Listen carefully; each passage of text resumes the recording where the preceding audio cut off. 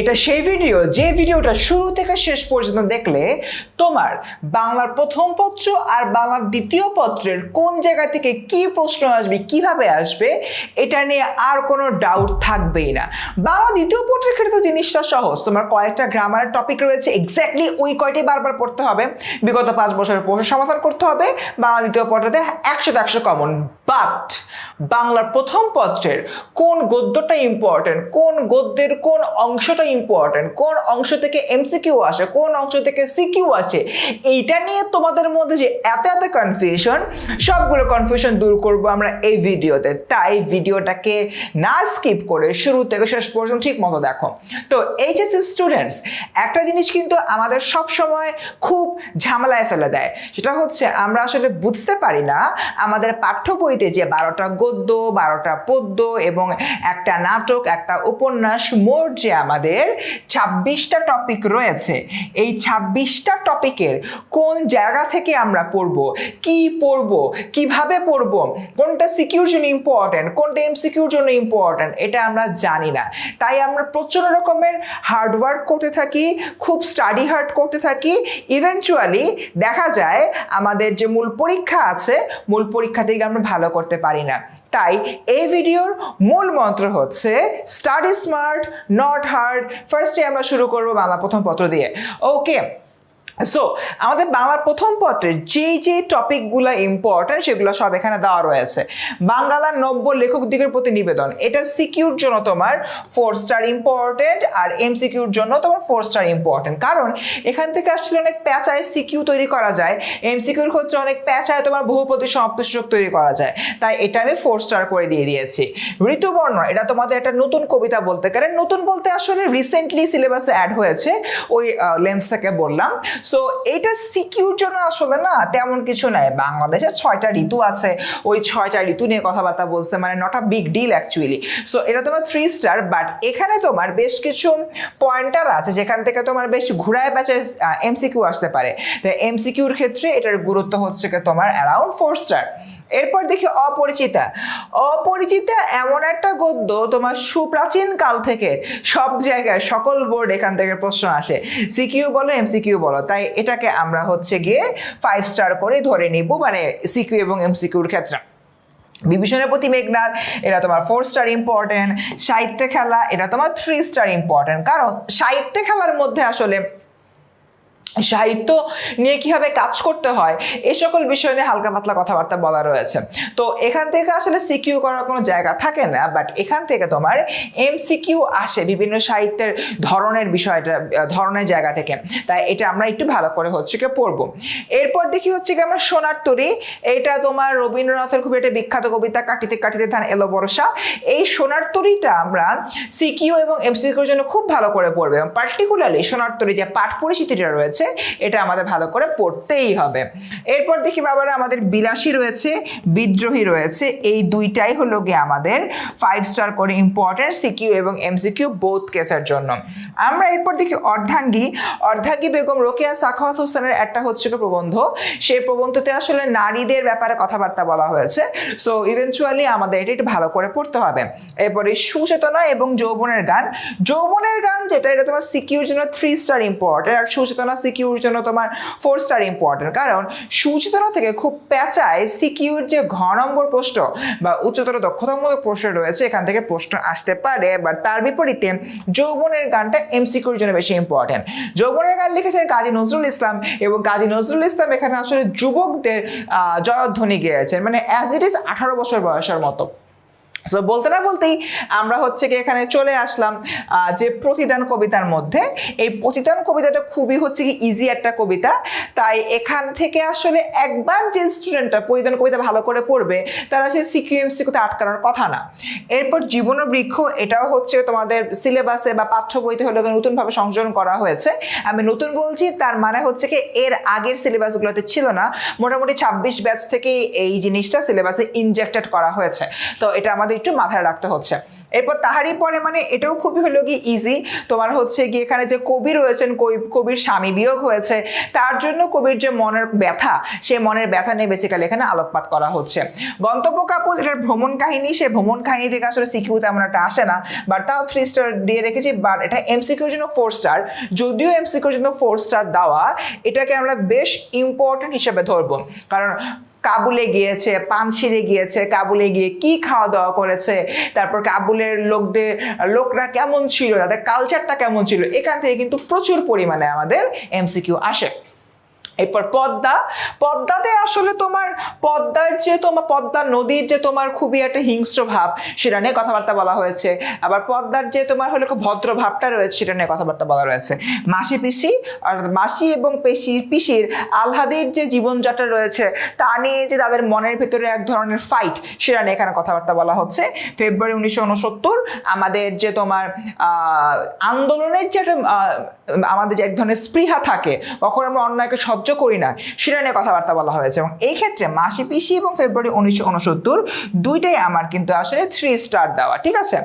কপিল দাস মুর্মুর শেষ কাজ, এটা তোমার অ্যাকচুয়ালি সিকিউ এবং এমসিকিউ উভয় ক্ষেত্রে অতটা ইম্পর্টেন্ট না, বাট 4 স্টার এই জন্য দিয়েছি, এটাও আসলে 26 ব্যাচ থেকে দেখা যাচ্ছে যে নতুনভাবে সিলেবাসে সংযুক্ত হয়েছে। তো 27 ব্যাচ, 28 ব্যাচ, পরে যতগুলো ব্যাচ রয়েছে তাদের জন্য বলতে পারো যেটা মোটামুটি ইম্পর্টেন্ট। ওকে, আচ্ছা, 18 বছর বয়স, সুপ্রাচীনকাল থেকে এটা খুব পরিচিত কবিতা, এটা থেকে সবসময় সিকিউ বা এমসিকিউ এসেই থাকে। রেইনকোট, এটাও হচ্ছে তোমার খুবই একটা পরিচিত গদ্য, এবং এই গদ্যতে বাংলাদেশের মুক্তিযুদ্ধ নিয়ে আলাপ আলোচনা করা হয়েছে। আমি কিংবদন্তির কথা বলছি, আর এইদিকে হচ্ছে তোমার ফেব্রুয়ারি 1969, এই দুইটা না প্রায় সেম ক্যাটাগরির কবিতা। ওকে, তো এই দুই জায়গায় তোমার আসলে হলো বাংলার ঐতিহ্য নিয়ে কথাবার্তা বলা হয়, বাংলার পূর্বপুরুষদের কথাবার্তা বলা হয়। ফেব্রুয়ারি 1969 হলো ভাষা আন্দোলনকারীদেরকে আমাদের পূর্বপুরুষ বলে আখ্যায়িত করা হয়েছে। আর এই পার্টিকুলার জায়গাটাতে অর্থাৎ আমি কিংবদন্তির কথা বলছি, এখানে একদম পাল যুগ থেকে যে বাঙালিরা বিদ্রোহ করে আসছিল তাদের নিয়ে কথাবার্তা বলা হয়েছে। নেকলেস তোমার হচ্ছে খুবই একটা মানে মজাদার গল্প, আমি যখন পড়ি খুব মজা লাগে। সো এই জায়গা থেকে নেকলেসের মূল ইম্পর্টেন্সের জায়গাটা হচ্ছে এটার এমসিকিউ। কারণ মাতিলদা লুইসেল কোথায় গিয়েছে, কি করেছে, তার হাজবেন্ডের নাম কি, তার জীবনযাত্রা কেমন ছিল, কয় শত ফ্রা সে হলো ব্যবহার করে নেকলেসটা কিনেছিল, তার বান্ধবীর কাছে সে কোন নেকলেসটা এনেছিল, সে নেকলেসটা কোন ধরনের কাপড়ের ব্যাগে ছিল, এইরকম জায়গা থেকে কিন্তু নেকলেস থেকে আমাদের এমসিকিউ আসে। আমি কিন্তু এই ভিডিওর মধ্যে বলে দিচ্ছি কোন পার্ট থেকে এমসিকিউ আসে, এটা একটু নোট ডাউন করো, ঠিক আছে। এরপরে দেখো প্রত্যাবর্তনের লজ্জা। ওই রিসেন্টলি একটা টপিক, এটা তাই 4 স্টার করে ইম্পর্টেন্ট। আর লাল সালু সিরাজউদ্দৌলা আমরা সবাই জানি আমাদের যে সহপাঠ বইটা রয়েছে, সহপাঠ বইয়ের অংশ। অ্যান্ড আলটিমেটলি আমাদের এখান থেকে অবভিয়াসলি মানে 2টা করে সিকিউ আসবে, একটা করে আনসার দিতেই হবে, এবং অ্যাটলিস্ট তোমার 2টা 4টা অথবা 4টা 8টা করে হলো এমসিকিউ আসবে, ওগুলো তোমাকে অ্যান্সার করতেই হবে। এখন বাচ্চারা আমরা তো হচ্ছে ওভারঅল গ্লিমসটা পাইলাম, বাট এই যে অপরিচিতা গল্পটার মধ্যে কিছু সাব টপিক আছে, ওই সাব টপিকগুলো অনেক বেশি ইম্পর্টেন্ট। কোন সাব টপিক বেশি ইম্পর্টেন্ট চলো এবার সেটা নিয়ে কথাবার্তা হচ্ছে বলি।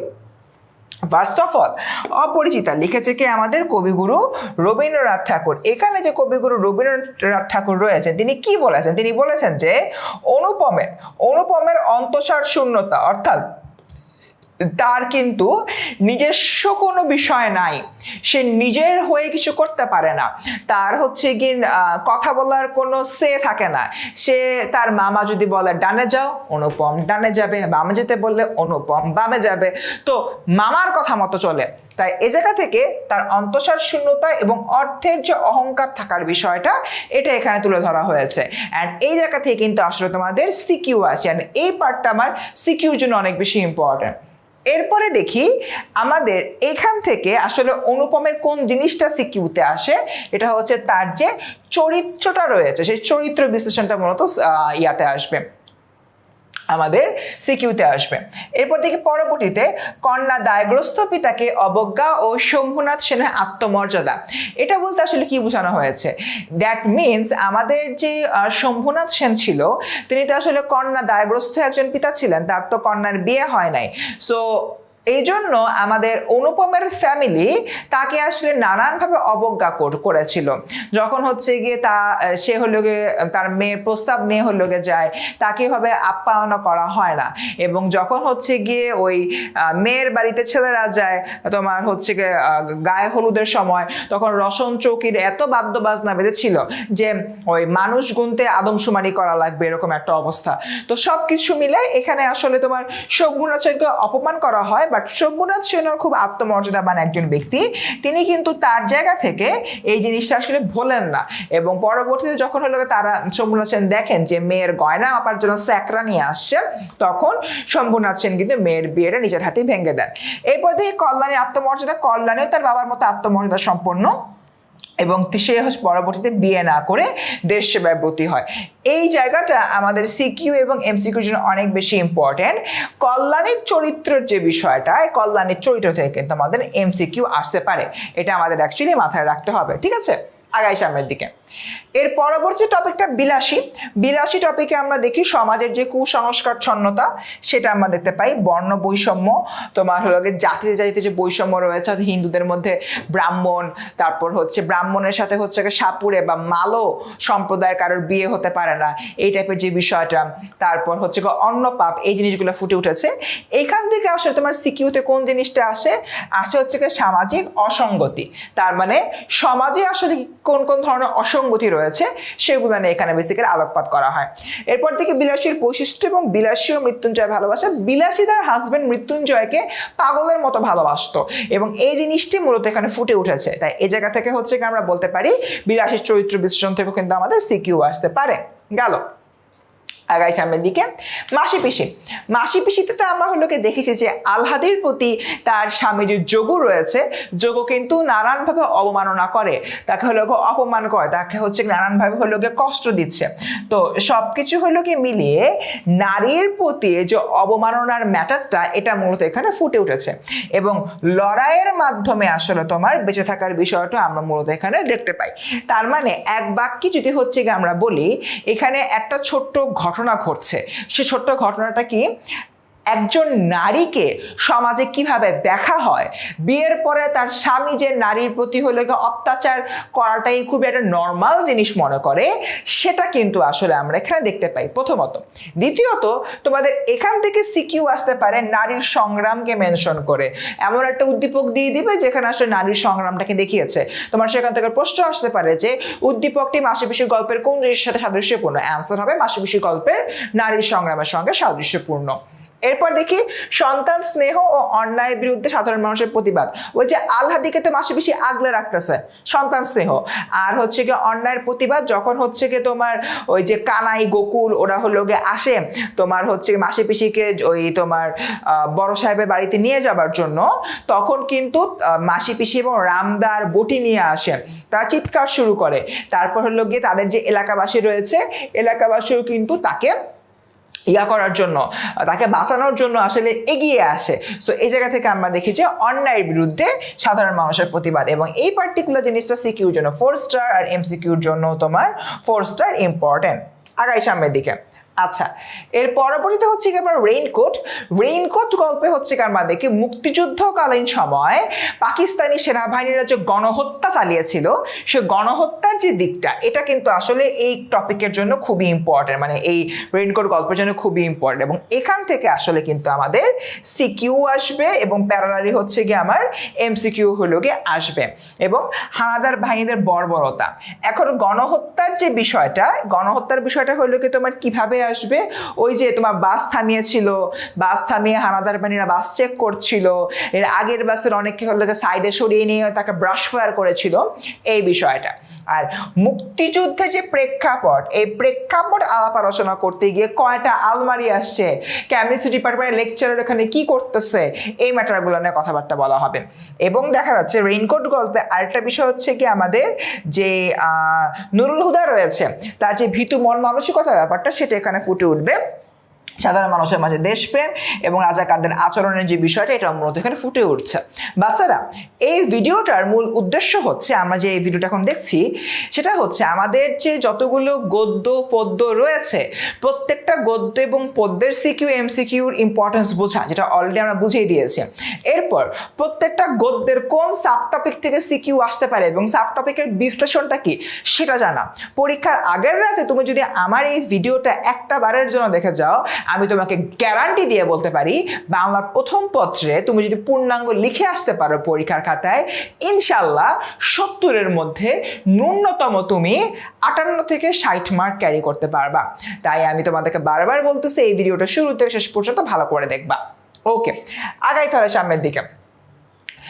নেকলেস লিখেছেন গিদা মোপাসা। এখানে আসলে কল্পনা বিলাসী মানুষ, অর্থাৎ যে মাতিলদা লয়সেল ছিল, মাতিলদা লয়সেল ভাবতো আমি এত সুন্দরী, আমার জন্য পৃথিবীর যাবতীয় সুন্দরময় জিনিসগুলো অপেক্ষা করছে, সো আমি এখানে কি করতেছি, এক কেরানিকে বিয়ে করে বসে আছি। তার যে কল্পনাটা, তার যে কল্পনা বিলাসটা, সেটা মূলত এখানে ফুটে উঠেছে। নাম্বার 1। নাম্বার 2, তোমার দারিদ্র্যের যে ভয়াবহতা। মাতিলদা খুবই একটা দরিদ্র পরিবারের সন্তান ছিল এবং তার বিয়েও হয় আর একটা হলো দরিদ্র পরিবারে, তাই দারিদ্র্যের ভয়াবহতার বিষয়টা বেসিক্যালি এখানে ফুটে উঠেছে। এরপর দেখি উচ্চাকাঙ্ক্ষার কুফল এবং ভাগ্যকে মেনে নেওয়া দায়িত্বশীলতা। অর্থাৎ আমাদের যে মাতিলদা পরবর্তীতে যখন হলো যে তার ফ্রেন্ডের জড়োয়া হারটা হারায় ফেললো, সে না জেনেই প্রায় 36,000 ফ্রা দিয়ে সে জড়োয়া হারটা আবার কিনে তার ফ্রেন্ডকে ফেরত দিল। সেই ফ্রেন্ডের ওই টাকাটা, ওই জড়োয়া হার যে কিনেছিল 36,000 টাকা লোন নিয়ে, ওই টাকাটা পরিশোধ করতে তার অনেক কষ্ট হয়েছিল। এটা হচ্ছে কি আমাদের উচ্চাকাঙ্ক্ষার কুফল। বাট তার এগেনস্টে সে কিন্তু ভাগ্যকে মেনে নিয়েছিল এবং দায়িত্বশীল হয়ে তার বাকি জীবনটা আসলে তোমার অতিবাহিত করেছিল। তাই এই জায়গা থেকে আসলে আমাদের গল্পের মূল বক্তব্যটাকে প্রকাশ করা হয় এবং এখান থেকে সিকিউ কিন্তু আসতে পারে। ওকে, আগাই সামনের দিকে। কপিল দাস মুর্মুর শেষ কাজ, এটা তোমার কি বলেছে, অধিকার রক্ষার সংগ্রাম। এটা অ্যাকচুয়ালি অতটা ইম্পর্টেন্ট না, বা খুব যদি হচ্ছে আমি শর্টলি বলি, কপিল দাস মুর্মুর শেষ কাজ, আমাদের যে এই টপিকটা রয়েছে এখানে আসলে সাঁওতাল বিদ্রোহ এবং সাঁওতালদের যে অধিকার আদায়ের বিষয়টা রয়েছে, এটা নিয়ে মূলত এখানে কথাবার্তা বলা হয়েছে, এটা বাদে আর কিছুই না। আগাই সামনের দিকে।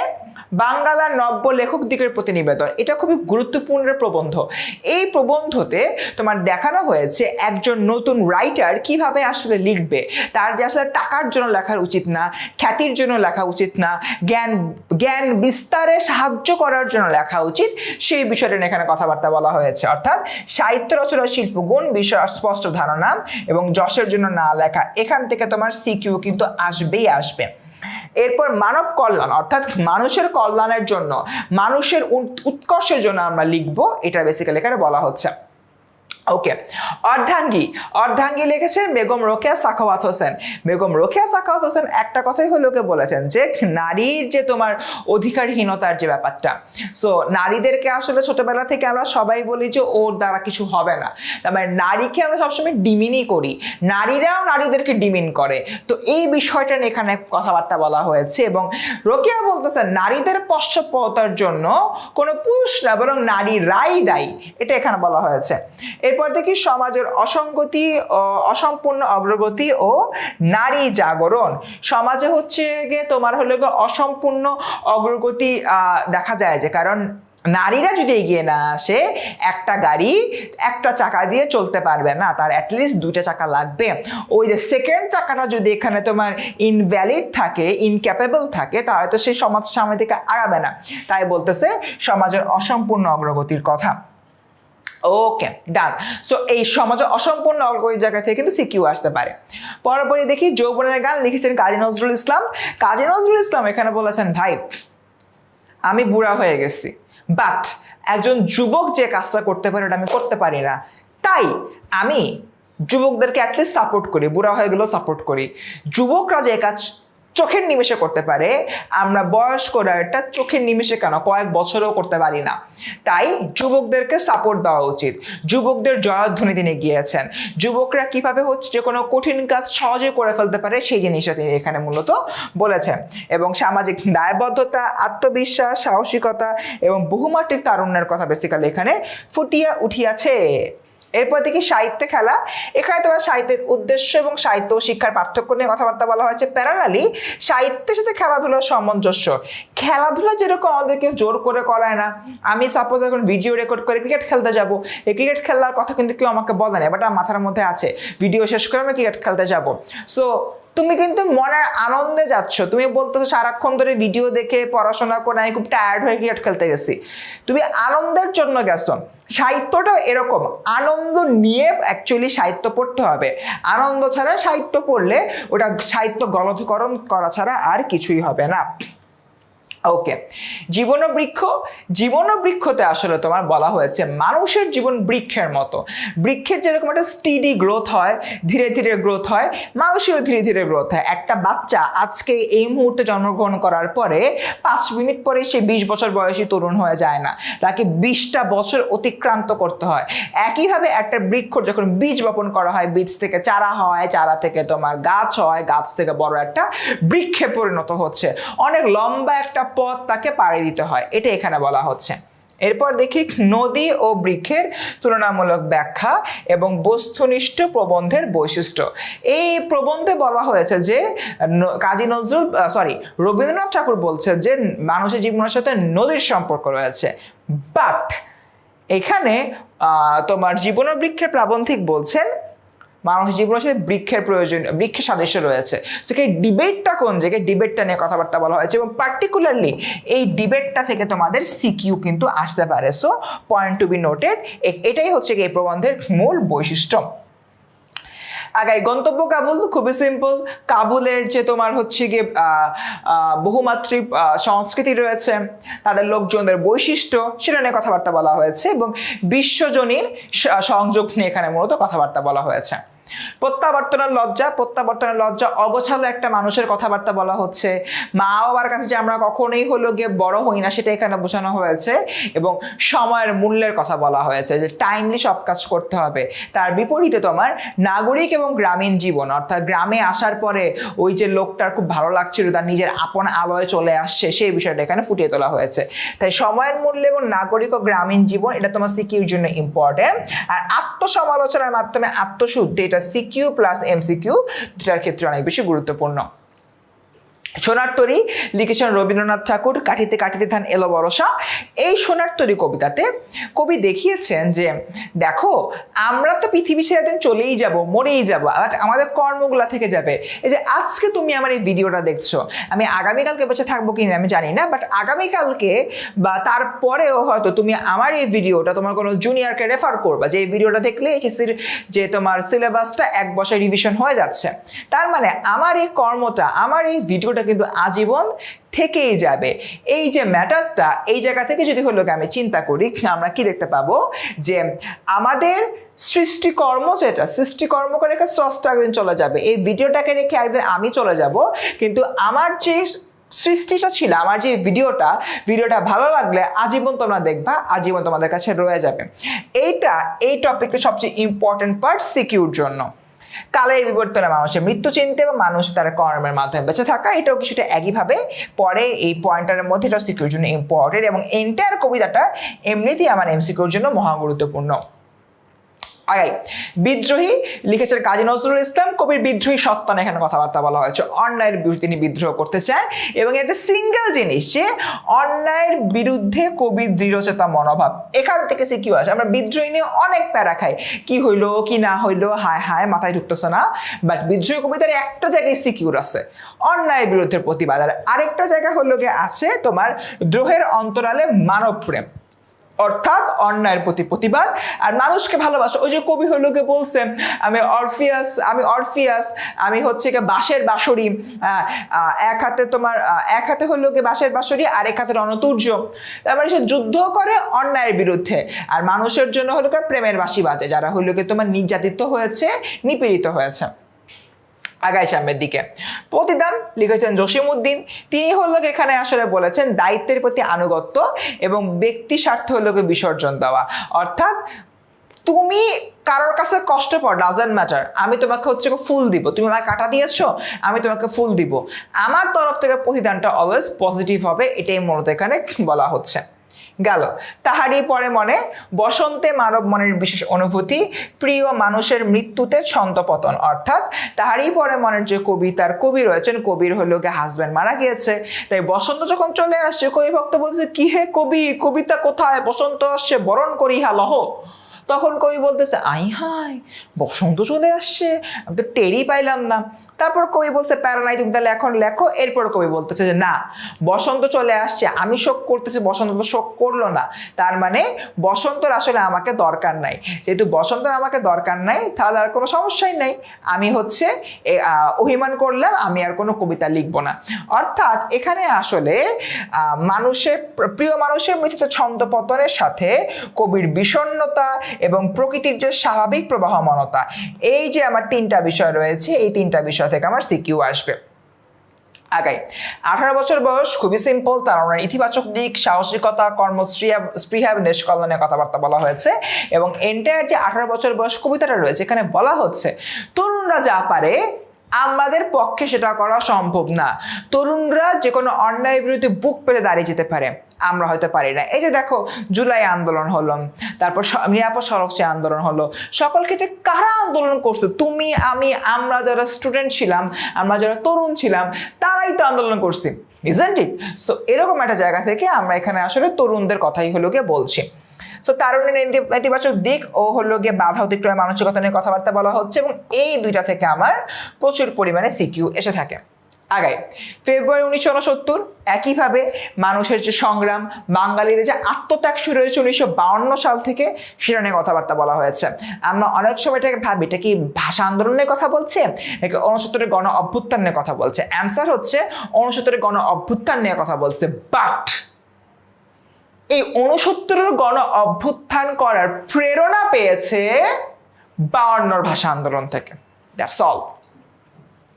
আমি কিংবদন্তির কথা বলছি, পাল যুগ থেকে এই 2026 পর্যন্ত বা 2027 পর্যন্ত বাঙালিরা অন্যায়ের বিরুদ্ধে যুদ্ধ করে যাচ্ছে। এই যে অন্যায়ের বিরুদ্ধে এত সময় ধরে যুদ্ধ করে যাওয়া, এটাই হলো কে বলতেছে বাঙালিরা অন্যায়ের বিরুদ্ধে সবসময় প্রতিবাদ করে যায়, অন্যায়ের কাছে মাথা নোয়ায় না। তাই এরকম একটা জায়গা থেকে এটাও তোমার আমার সিকিউর জন্য গুরুত্বপূর্ণ। আগাই বিভীষণের প্রতি মেঘনাদ, এখানে দুইটা বিষয় রয়েছে, তোমার বিভীষণের মাতৃভূমির প্রতি বিশ্বাসঘাতকতা, মেঘনাথের মাতৃভূমির প্রতি ভালোবাসা, আর বিভীষণের তার পরিবারের প্রতি বিশ্বাসঘাতকতা। অনেক তোমার কথাবার্তা লেগেছি, পিতৃব্য, তাঁত, লক্ষ্যপুর, রক্ষশ্রেষ্ঠ, বহুত কথাবার্তা বলছে, কিন্তু পয়েন্ট এই তিনটা। তোমার বিভীষণ বিশ্বাসঘাতকতা করছে পরিবারের সাথে আর দেশের সাথে, আর হচ্ছে মেঘনাথ বিশ্বাসঘাতকতা করে নাই, সে অবাক হয়েছে, তার দেশপ্রেম রয়েছে, দ্যাটস ইট। তাই এটা নিয়ে কখনো আমরা ভয় পাবো না। এই বিশ্বাসঘাতকতা থেকে সিকিউ আসবে, মাতৃভূমির প্রতি ভালোবাসা থেকে আমার সিকিউ আসবে। সুচেতনা, এখানে আসলে মানুষের যে ভালো বৈশিষ্ট্যগুলো রয়েছে, ঐক্য রয়েছে, মানব কল্যাণ যে করা উচিত, এটা নিয়ে এখানে মূলত কথাবার্তা বলা হচ্ছে, এটা বাদে আর কিছুই না। পদ্মাতে হলো দেখাচ্ছে তোমার পদ্মার হিংস্র রূপ, অর্থাৎ পদ্মা হচ্ছে কি মানুষকে ধ্বংস করে দেয় তার জোয়ারের মাধ্যমে, আর পদ্মার যে পলিমাটি রয়েছে, পলিমাটির মাধ্যমে চারপাশে আবার ফসলও ফলায়। পদ্মা নদী যে তোমার হিংস্র এবং হচ্ছে ভালো রূপ, দুটা রূপ নিয়ে মূলত এখানে কথাবার্তা বলা হয়েছে। ঋতু বর্ণনে আসলে বাংলার 6টা ঋতুর কথা বর্ণনা করা হয়েছে, এবং এই প্রকৃতির সঙ্গে যে মানব মনের একটা পরিবর্তন হয় সেই কথা বলা হয়েছে। বর্ষাকালে আমরা খুব হ্যাপি থাকি, তার বিপরীতে আমাদের গ্রীষ্মকালের প্রচন্ড গরমে ভালো লাগে না, এই বিষয়টা বলা হচ্ছে। অর্থাৎ প্রকৃতির সাথে মানব মনের সম্পর্ক, এই জিনিসটা অ্যাকচুয়ালি সিকিউর জন্য তেমন একটা ইম্পর্টেন্ট না, এটা মেইনলি আমাদের এমসিকিউর জন্য ইম্পর্টেন্ট। আর যদি এখান থেকে সিকিউ এসেই থাকে, ওই প্রকৃতির সাথে মানব মনের সম্পর্ক থেকে আমার সিকিউ আসতে পারে।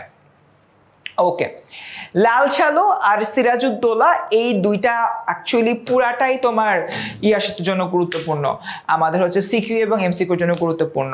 লাল সালুতে তো মজিদের যে ভণ্ডামি আছে, তার ধর্ম ব্যবসা রয়েছে, এগুলো ভালো করে পড়তে হবে।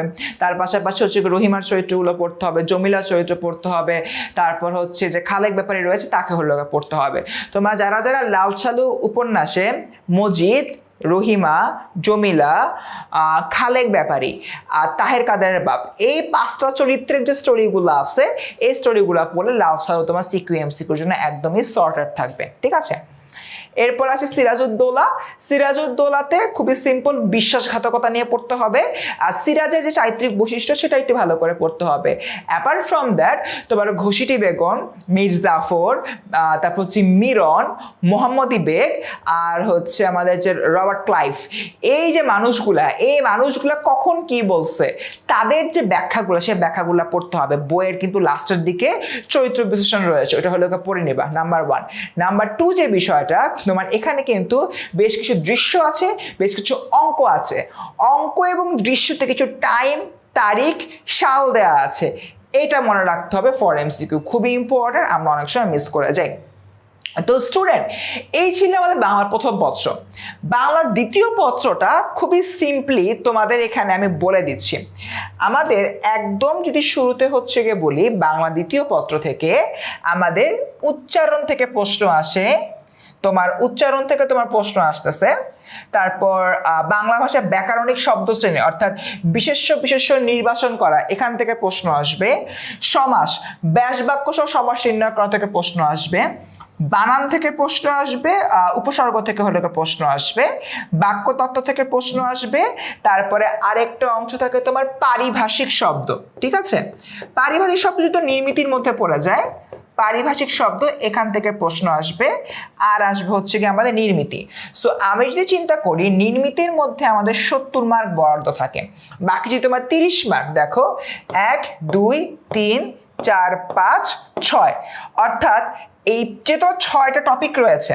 এক সেকেন্ড, আমি আসলে পারিভাষিক শব্দটা আসবে, বাট এটা কিন্তু আসলে নির্মিতির মধ্যে ইনক্লুডেড, ঠিক আছে? সো পারিভাষিক শব্দের 10 মার্ক, আর হলো কি নির্মিতি রয়েছে তোমার রচনা লেখো, প্রতিবেদন লেখো, ওখানে তোমার 60 মার্ক, মোট এখানে 70। সো এখানে আমি 70 ধরে নিলাম। 8 টপিক করা থাকে, বাক্যতত্ত্ব 1, বানান 2, সমাস 3, তোমার হচ্ছে ব্যাকরণিক শব্দ শ্রেণী হচ্ছে গিয়ে 4, ও তারপর হচ্ছে গিয়ে উচ্চারণ হলো গিয়ে 5, উপসর্গ হলো গিয়ে 6, মোটামুটি। আবার হচ্ছে বাক্য রূপান্তর, বাক্যতত্ত্বের মধ্যে বাক্য রূপান্তরের বিষয়টা হলো থাকে। মোটামুটি এখানে তোমার 6টা টপিক, প্রত্যেকটা টপিক থেকে 5 মার্ক। আমার এই হলো গিয়ে মোট 30 মার্ক, অর্থাৎ 100 মার্ক। তোমরা যে কাজটা করবা বাংলা দ্বিতীয় পত্রের ক্ষেত্রে, অন্য কোনো কিছু নিয়ে মাথা না ঘামায়, এখানে আমি যে কটা টপিক লিখেছি, এই প্রত্যেকটা টপিকের বিগত 5 বছরের বোর্ড কোশ্চেন সলভ করবা। যদি এই কাজটা করো, এই 30 মার্কের মধ্যে তোমরা 28 মার্ক পর্যন্ত কমন পাবা। ভাগ্য ভালো থাকলে 30-এ 30 কমন পাবা যে কোনো পরীক্ষায়। বোর্ড পরীক্ষা থেকে শুরু করে তোমার ইয়ার ফাইনাল পরীক্ষা সহ বা টেস্ট পরীক্ষা সহ যে কোনো পরীক্ষায় তুমি এই জিনিসগুলো কমন পাবা। অ্যান্ড নির্মিতির জন্য বরাবরই আমাদের মূল পরীক্ষার আগে এক্সক্লুসিভ সাজেশন থাকে, ওই সাজেশন থেকে কিন্তু 70 কমন পড়ে। তো স্টুডেন্ট, বাংলা দ্বিতীয় পত্র নিয়ে একদমই তোমাদের টেনশন করতে হবে না। তো বাচ্চারা, আজকের যে ক্লাসটা রয়েছে, আজকের এই ভিডিওতে বাংলা দ্বিতীয় পত্রের আপনার সাজেশন থেকে শুরু করে বাংলার প্রথম পত্রের প্রত্যেকটা টপিকের সিকিউ এমসিকিউর উপরে কিন্তু একদম 100-100 আমরা একটা গাইডলাইন দিয়ে দিয়েছি। যেটা বলেছিলাম ক্লাসের শুরুতে, এই ক্লাসের মূল মন্ত্র হচ্ছে স্টাডি স্মার্ট নট হার্ড।